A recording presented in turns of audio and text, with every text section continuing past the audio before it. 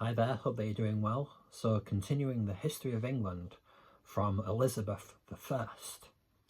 Elizabeth, the 25-year-old sister of Mary, having barely escaped with her life, stated publicly that she would not open windows into men's hearts and secret places.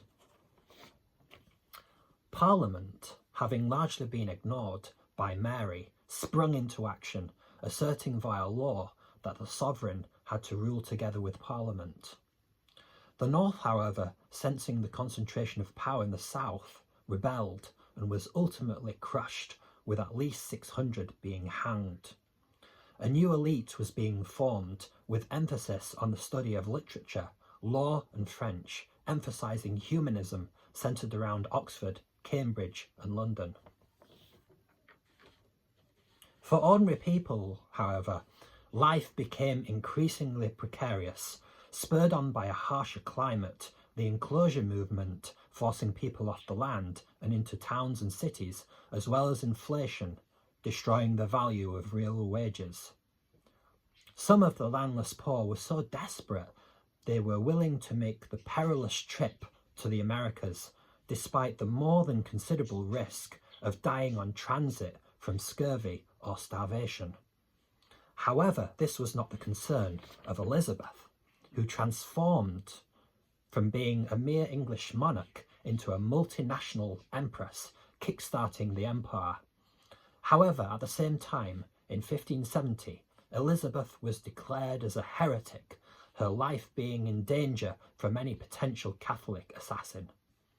Protestant Holland, desperately trying to free themselves from Spanish yoke, offered themselves to Elizabeth. The Queen, however, preferring not to provoke the Spanish into direct conflict, refused.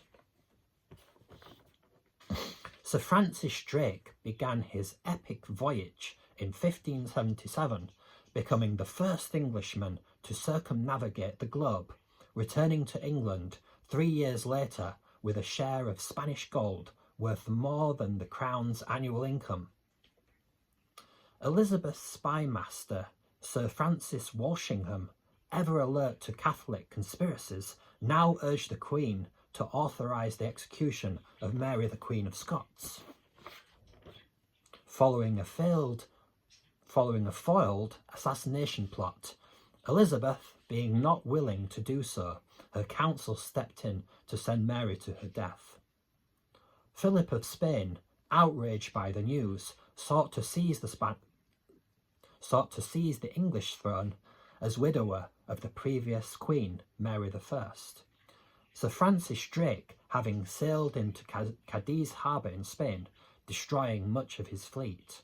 Philip had to wait another year before launching the Armada, but was defeated largely due to adverse weather conditions in 1597. In this great moment of national triumph, Elizabeth was revered through the mediums of sermons, poems and pamphlets as the Fairy Queen, composed by poet Edmund Spenser. The Elizabethan golden age of culture gave birth to the rise of Shakespeare, with age-old religious art, rites and popular celebrations being forbidden. Theatre plays now became prominent throughout the land in the service of teaching the people of their supposed shared heritage through historical plays like Henry VI. Elizabeth had not married, and to even discuss a potential heir was punishable by death. When she died, aged 69, on the 24th of March 1603, it was an end of an era.